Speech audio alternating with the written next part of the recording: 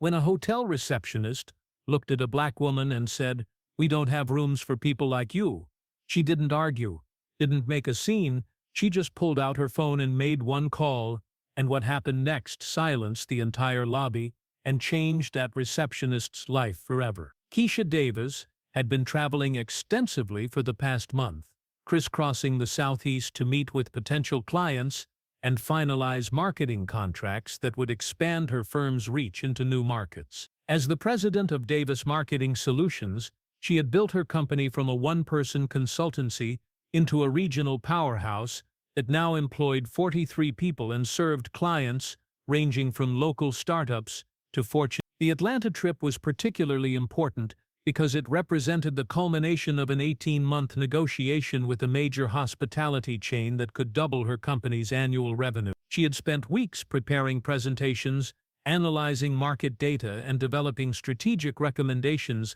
that would position her firm as the premier marketing partner for luxury hotels throughout the Southeast. But Keisha's success had come with constant challenges that her white competitors never faced. Every client meeting required her to prove her expertise before being taken seriously.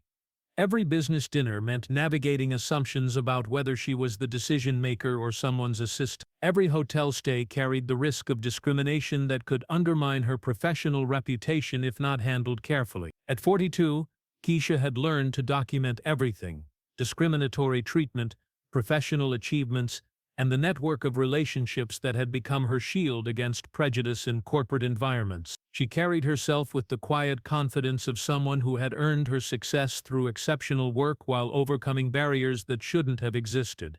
The evening rush at the Grand Metropolitan Hotel was reaching its peak. Business travelers hurried through the marble lobby with rolling suitcases, checking their phones for flight updates and meeting confirmation. The five-star establishment in downtown Atlanta prided itself on serving the city's elite corporate executives, entertainment industry figures, and wealthy tourists who expected nothing less than perfection in their accommodation. Behind the polished mahogany reception desk stood 3 staff members processing the steady stream of check-in. The lobby buzzed with the sophisticated energy of wealth and success, crystal chandeliers casting warm light over Italian leather furniture and original artwork that spoke to the hotel's commitment to luxury. Among the evening's arrivals was Keisha Davis, a 42-year-old black woman who entered the lobby with the quiet confidence of someone accustomed to high-end business environments. She wore a tailored black blazer over a crisp white blouse, carried a leather portfolio, and moved with the purposeful stride of someone who had important places to be.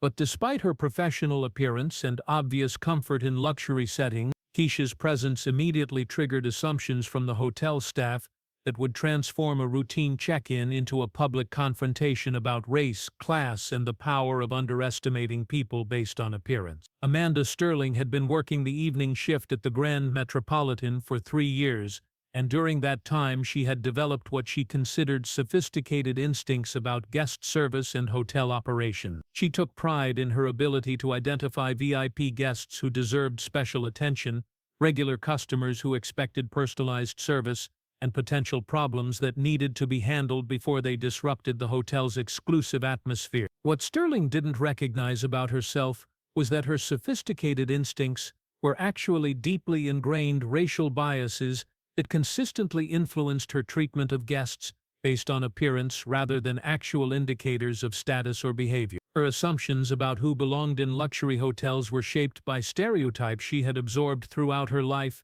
prejudices that had never been challenged by hotel management or corporate training. Sterling genuinely believed she was providing excellent customer service by maintaining what she called standards for the Grand Metropolitan. In her mind, she was protecting the hotel's reputation by ensuring that only appropriate guests received premium accommodation. She had convinced herself that her discriminatory behavior was professional judgment rather than racial profiling.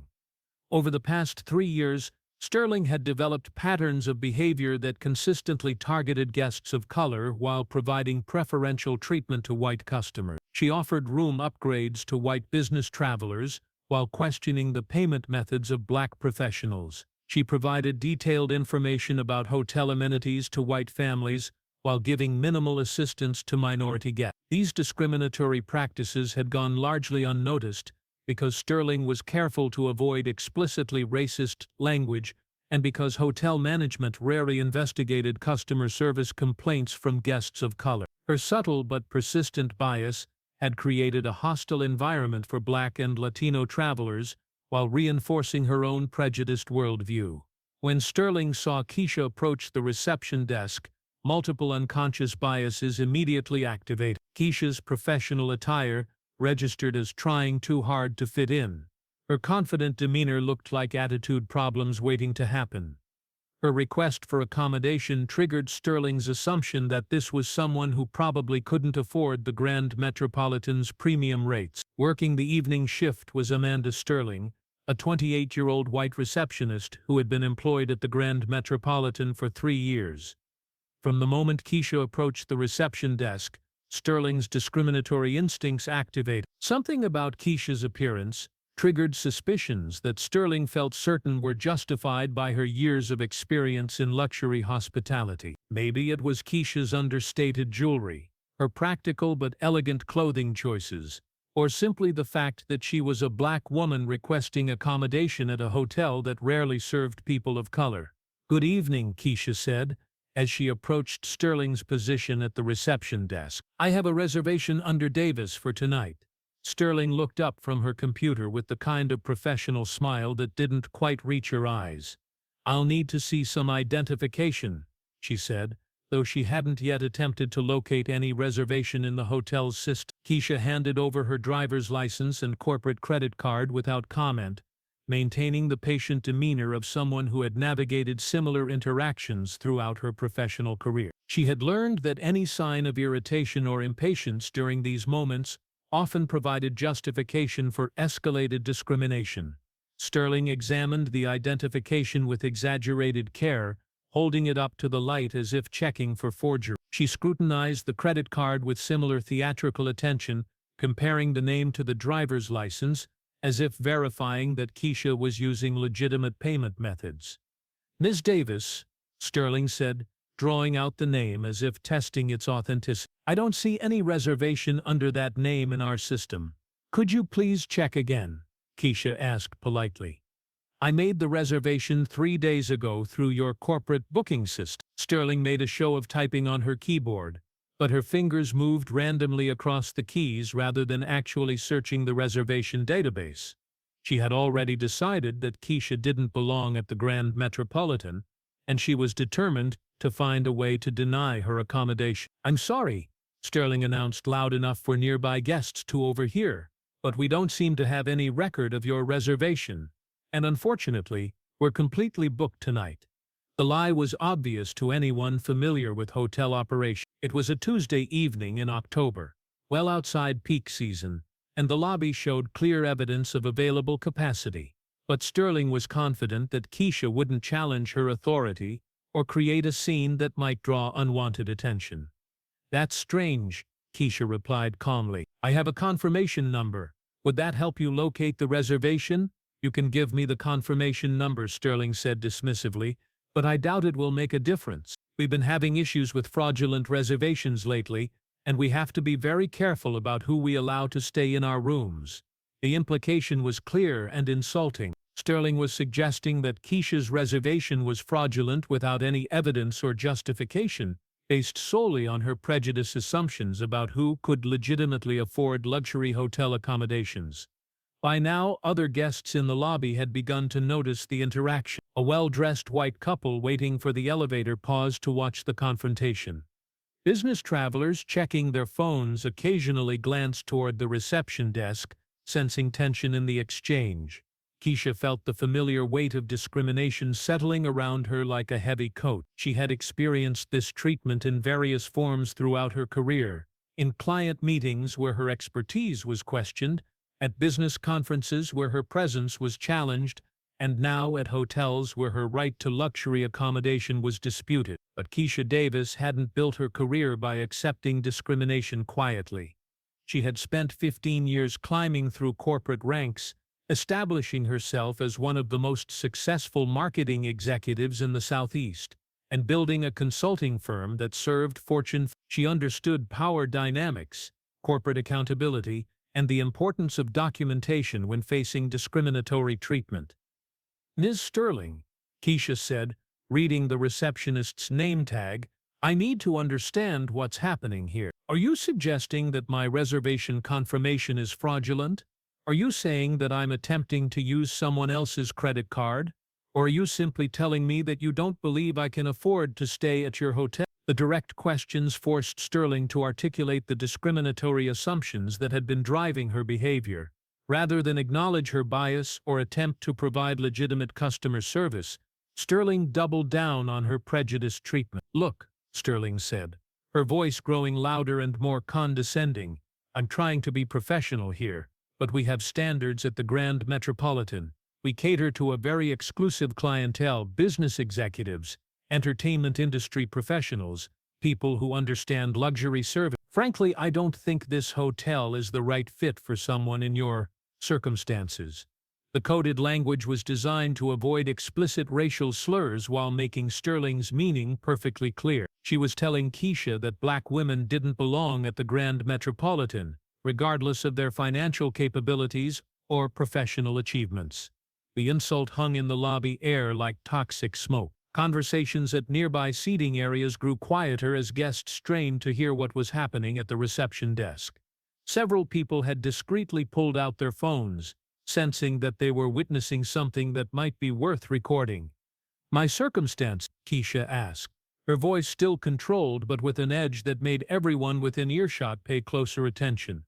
"Could you elaborate on what you mean by that?" Sterling realized she was being challenged in a way she hadn't expected, but her prejudices had committed her to a path that was becoming increasingly difficult to navigate. "I mean that we have a certain type of guest here, and I don't think you'd be comfortable with our atmosphere." "What type of guest is that?" Keisha pressed. "And what about your atmosphere do you think would make me uncomfortable?" Sterling was now trapped by her own discriminatory language. She couldn't explicitly state that she was denying service based on race, but she also couldn't provide legitimate business reasons for her treatment of Keisha. But what Sterling didn't know, what her 15 minutes of discriminatory behavior had completely blinded her to, was that Keisha Davis wasn't just another potential guest who could be dismissed based on racial prejudice. She was someone whose identity and connections were about to transform this confrontation into a career-ending moment for Sterling and a public relations nightmare for the Grand Metropolitan Hotel. Keisha reached into her portfolio and pulled out her phone. "Since you seem to have concerns about my circumstances and my ability to stay at your hotel, perhaps I should make a call to clarify the situation." "Feel free to call whoever you want," Sterling said with false confidence. "It won't change the fact that we don't have any rooms available." Keisha scrolled through her contacts and dialed a number that would change everything. She put the phone on speaker so everyone in the lobby could hear the conversation that was about to expose the full magnitude of Sterling's mistake. The phone rang twice before a familiar voice answered. "This is Robert Chen, General Manager of Grand Metropolitan Hotels. How can I help you?" The lobby fell completely silent. Every conversation stopped as guests and staff processed what they had just heard. Sterling's face went pale as she realized she was about to be exposed to the hotel's general manager, but the full scope of her error was still hidden from her. "Robert, this is Keisha Davis. I'm standing in the lobby of your Atlanta location, and I'm having some difficulty with your evening reception staff." "Keisha," Chen's voice warmed immediately. "What kind of difficulty? Is everything all right?" The familiar, concerned tone made it clear that Chen not only knew Keisha personally, but was genuinely worried about her welfare. Sterling began to understand that she had made a serious mistake, but the complete devastation of her assumptions was still approaching. "Well," Keisha said, her voice carrying across the now silent lobby, "your receptionist has informed me that you don't have rooms for people like me and that I wouldn't be comfortable with the hotel's atmosphere. She's also suggested that my reservation might be fraudulent and that I don't understand luxury service." The pause that followed seemed to last forever, though it was probably only a few seconds. When Chen spoke again, his voice carried the cold authority of someone who was about to end a career. "Miss Sterling, are you there?" Chen asked. Sterling opened her mouth but no sound emerged. She was facing the general manager of her hotel chain, having just been caught in the act of discriminating against someone who clearly had direct access to corporate leadership. "She's here," Keisha confirmed. But Chen wasn't finished revealing the scope of Sterling's error, and what he said next would ensure that everyone in the lobby understood exactly who Sterling had been discriminating against. "Sterling, I want you to understand something very clearly," Chen continued, his voice carrying the weight of corporate authority. "Ms. Davis is not just a valued guest. She's the president of Davis Marketing Solutions, one of our most important corporate partners. Her company handles marketing strategy for our entire Southeast region." The revelation hit everyone in the lobby like a physical force. Keisha wasn't just a successful businesswoman, she was directly responsible for the Grand Metropolitan's marketing success in multiple states. Furthermore, Chen continued, ensuring that Sterling understood the complete magnitude of her discriminatory behavior, "Ms. Davis serves on our corporate advisory board and has been instrumental in developing our diversity and inclusion initiatives. The woman you've been refusing service to literally helps determine company policy for our entire hotel chain." Sterling stood frozen, finally grasping that she had just discriminated against someone who had direct influence over her employment and the hotel's business operation. But Chen wasn't finished delivering the consequences of Sterling's actions. "Ms. Sterling, consider this your immediate termination from employment with Grand Metropolitan Hotel. Your behavior tonight represents everything that's wrong with discriminatory service practices, and it will not be tolerated at any property in our chain." The announcement of Sterling's firing was witnessed by dozens of hotel guests who had been watching the confrontation unfold. Several had been recording the interaction, and the footage would soon be shared across social media platforms where it would accumulate millions of views and generate conversations about discrimination in the hospitality industry. "Davis," Chen continued, "I want to personally apologize to you on behalf of Grand Metropolitan Hotels. Your treatment tonight is completely unacceptable and contrary to every value our company claims to represent." "Thank you, Robert," Keisha said, her voice carrying the composed authority of someone who had just demonstrated the power of professional relationships and corporate accountability. "I appreciate your immediate response." After ending the call, Keisha looked around the lobby at the crowd of guests who had witnessed her public vindication. Phones were recording, conversations were buzzing, and the story was already beginning its journey to viral status across the internet. The assistant manager, who had been summoned by other staff members, approached Keisha with obvious embarrassment and respect. "Ms. Davis, I want to personally ensure that your stay with us exceeds all expectations. Your suite has been upgraded to our presidential level at no charge, and will provide any additional services you require." But the most important outcome wasn't the upgraded accommodation or the corporate apologies that would follow. It was the reminder that assumptions based on race could blind people to the achievements, connections, and influence of the individuals they chose to discriminate against. The confrontation had lasted less than 30 minutes, but Sterling's career in hospitality was over. The video footage would make her unemployable in customer service positions throughout the industry.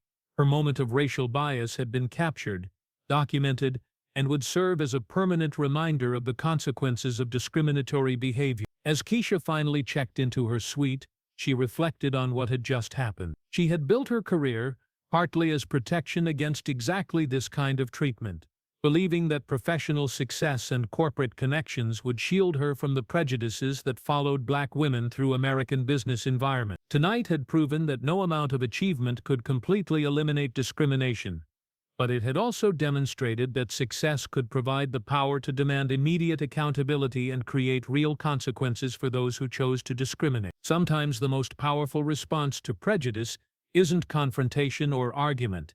It's the quiet revelation of influence and connection that forces discriminatory systems to confront their own failure. Sterling's assumptions about who belonged in luxury hotels had been shattered by the reality of Keisha's professional achievements and corporate relationships. The receptionist had learned too late that respect should be given freely rather than withheld until status is proven. But this story was far from over. What happened next would reshape how the entire hotel industry approached customer service and discrimination training.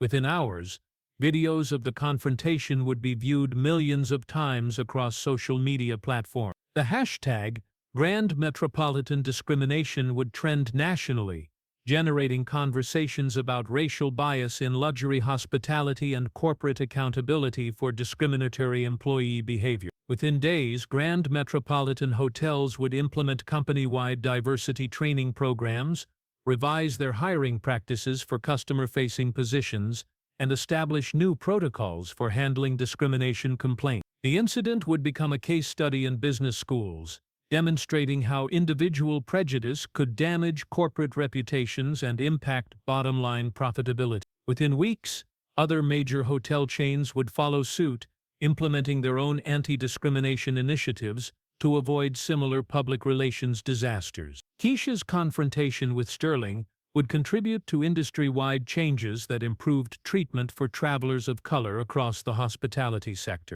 Most importantly, the incident would inspire other Black professionals to document discriminatory treatment and demand accountability from businesses that claim to value diversity while allowing prejudiced employees to create hostile environments for customers of color. Keisha Davis had proven that sometimes the most effective response to discrimination is the strategic use of professional relationships and corporate influence to create immediate consequences for prejudicial behavior. If this story moved you, remember that everyone deserves to be treated with dignity and respect regardless of their race or appearance. Share this reminder that assumptions about who belongs in luxury spaces can be devastatingly wrong, and that true hospitality means welcoming all guests with equal courtesy and professionalism.